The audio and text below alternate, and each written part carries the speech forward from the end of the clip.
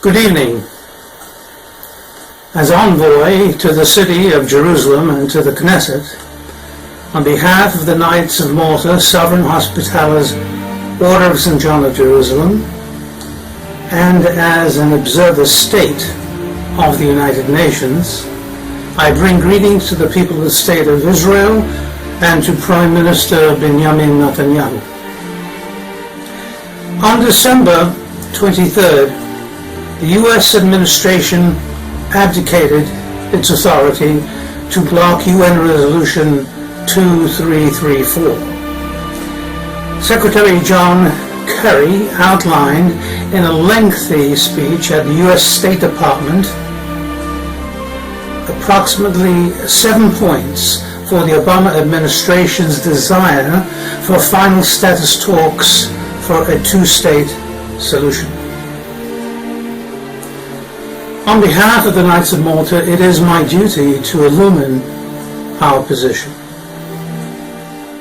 As the sun rises on the holy city of Jerusalem, let us start with a little history lesson that is so often not taken with our morning coffee. Palestina, prima, or Palestina, was a Byzantine province. From 390 until the 7th century, it was lost to the Sassanid Empire in 614, but was re-annexed in 628, before its final loss during the Muslim conquest of Syria in 636. How history repeats itself. Jerusalem was an important city of the Byzantine Empire, also known as the Eastern Roman Empire. The Eastern Roman Empire had its seat in Constantinople, today's Istanbul in Turkey, named by the Emperor Constantine. The siege of Jerusalem was part of a military conflict which took place in the year 637 between the Byzantine Empire and the Rashidun Caliphate. Jerusalem was besieged in November of 636. In April 637, the Muslim conquest of the city solidified Arab control over Palestine, or Palestina.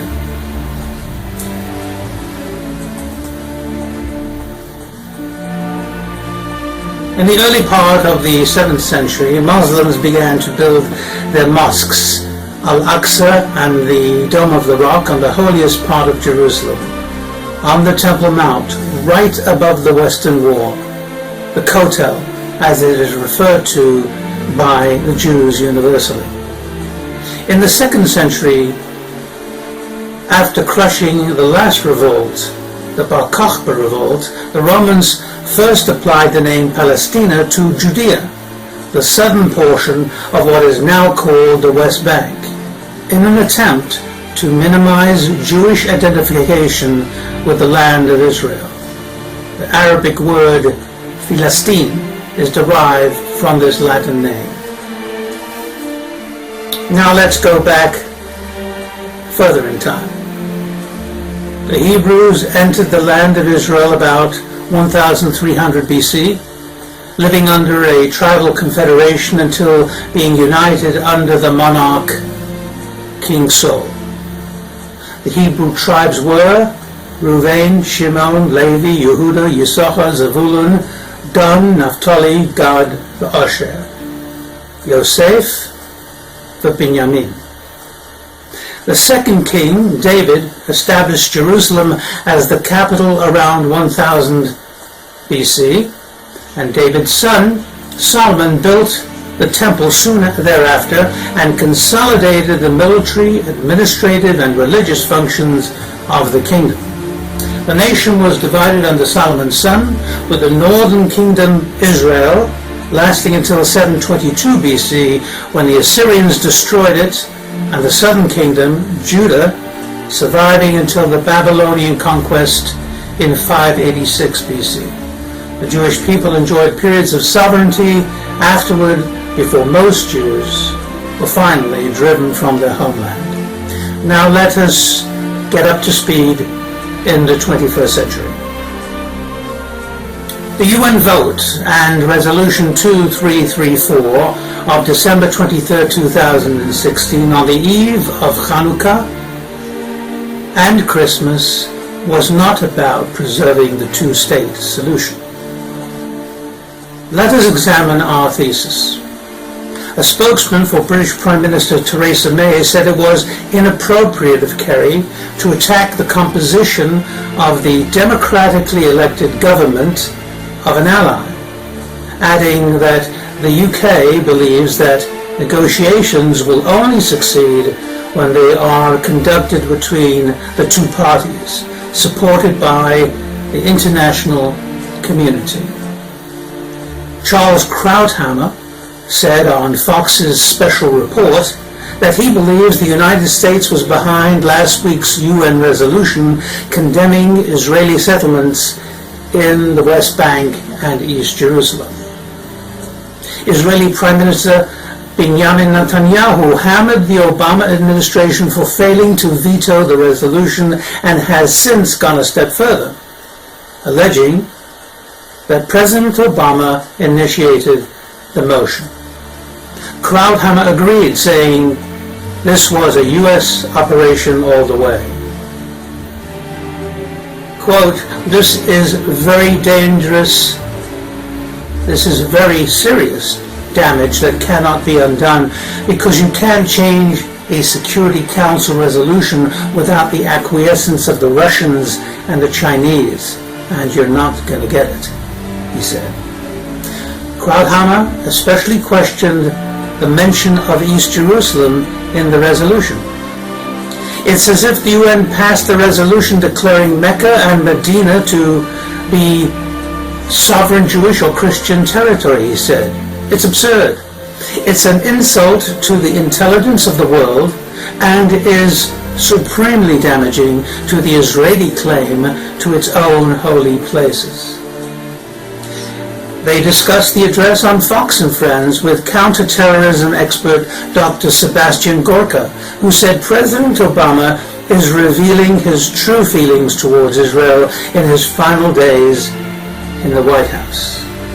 Gorka said Kerry is irrelevant and was simply speaking for Obama and his inner circle. Quote, "Look at the last 8 years. Look at the fact that the people who helped get President Obama elected, that team was sent to Israel to work against Bibi Netanyahu's election. That's all you need to know," Gorka recalled, adding that Obama has a personal animus towards Netanyahu.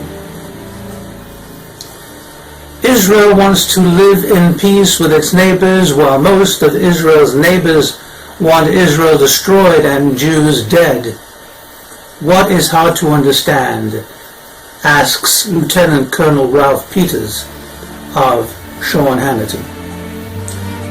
Harvard law professor Alan Dershowitz slammed the Obama administration for setting back the peace process enormously between the Israelis and Palestinians by allegedly colluding to forward a resolution condemning West Bank settlements.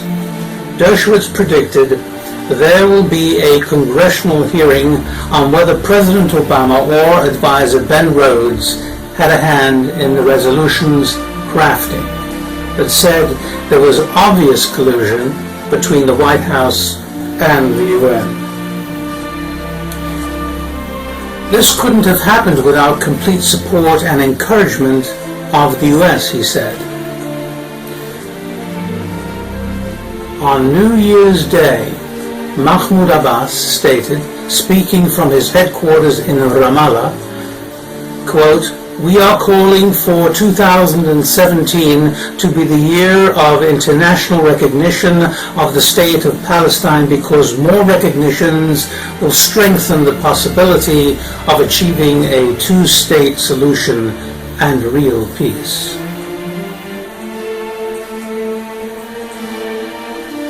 Although 136 countries have unilaterally recognized the state of Palestine, the UN body has only gone as far as upgrading the Palestinian Authority's status to a non-member observer state back in 2012. The Vatican and the Knights of Malta are the only other entities in the UN that have a similar observer state status. Further observation. Quote, naive and amusing, commented former presidential candidate Herman Cain, who said, this does nothing to advance peace in the area. 500,000 people have been slaughtered in Syria. Obama, Kerry, and Clinton are rather like a collective Nero, fiddling while Rome is burning. This resolution took place in a year fraught with intrigue and deception. Persons like Paul Begala were allowed as foreign agents who worked directly for the Clinton and the Obama political machine to work to undermine the re-election of Prime Minister Bibi Netanyahu. In this time, it has become rather like looking at a reenactment of the famous Dreyfus trial in France. Let us set the scene.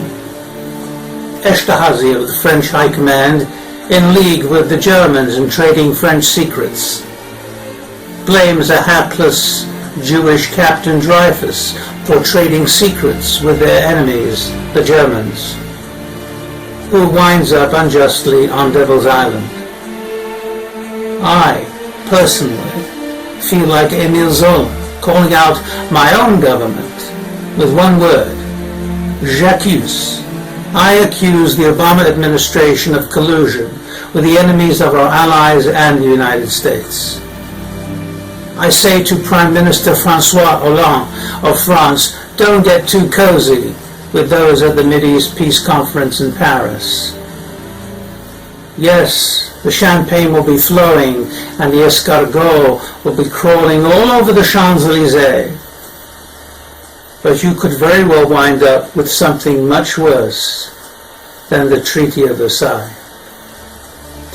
I can categorically state on behalf of the Knights of Malta that this State Department's position on the two-state solution could be the worst thing to happen to the free world since Chamberlain came back to Downing Street with a piece of paper, Peace in Our Time, which became the fog from which World War II emerged with the Nazi juggernaut taking over an unsuspecting Europe and the annihilation of 6 million Jews.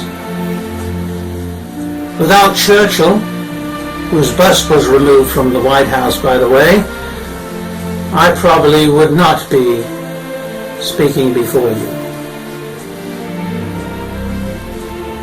As envoy to Jerusalem on behalf of the Grand Chancellery of the Knights of Malta, Sovereign Hospitalis Order of St. John of Jerusalem, with our 900 years of history as protectors of the Holy Land, we categorically, without reservation, reject President Obama's State Department's position on Judea and Samaria.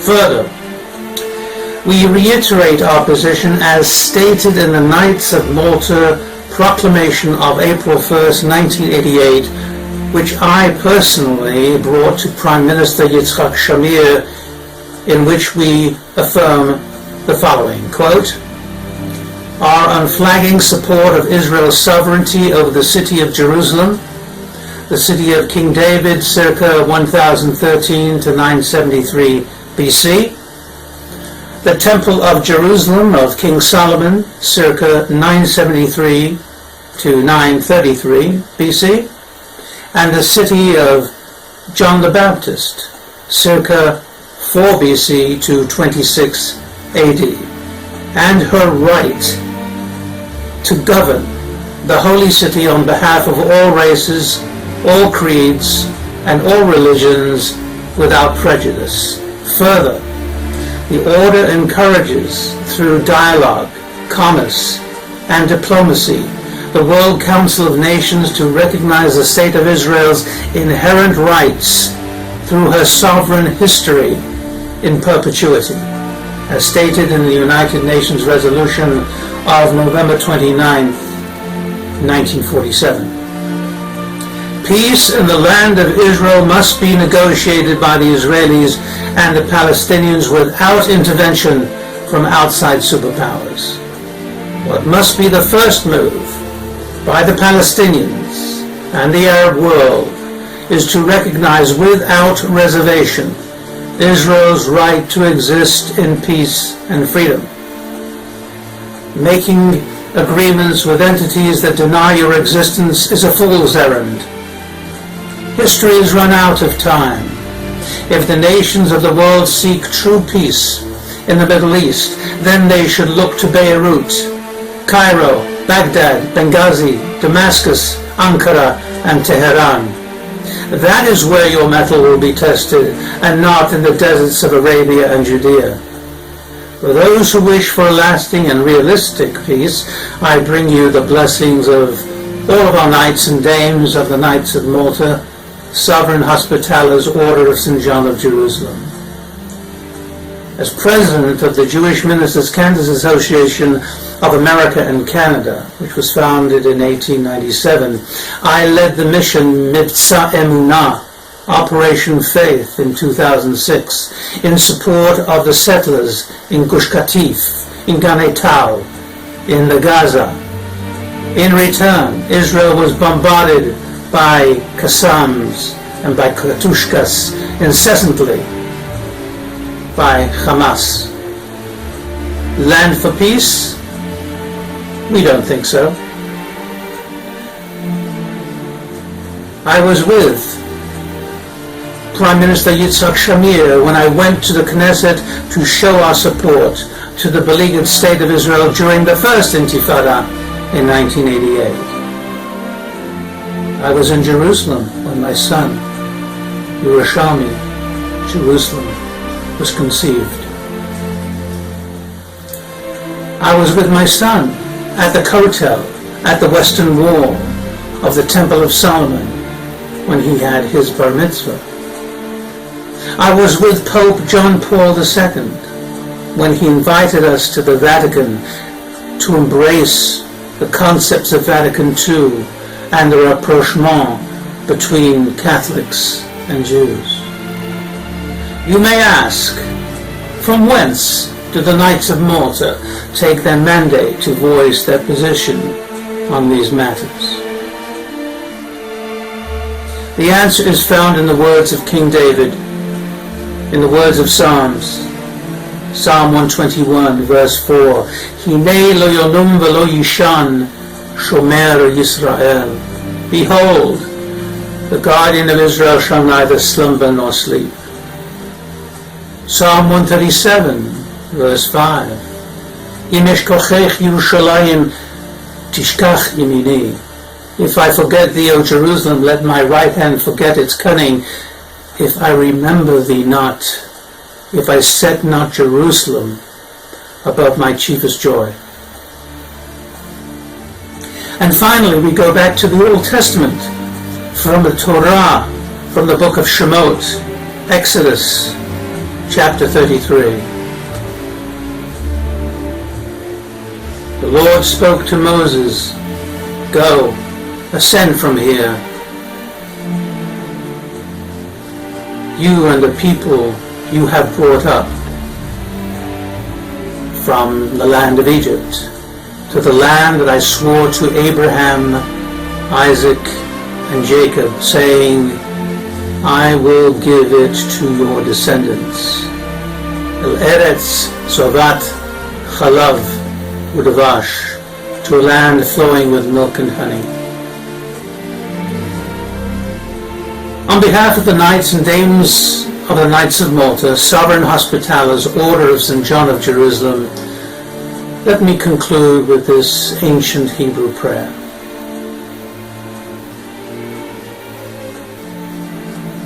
V'liyerushalayim ircha, and to Jerusalem, your city, may you return in compassion, and may you rest within it as you have spoken. May you rebuild it soon, in our days as an eternal structure, and may you speedily establish the throne of David within it. Blessed are you, O Lord our God, the builder of Jerusalem. Thank you, and good night.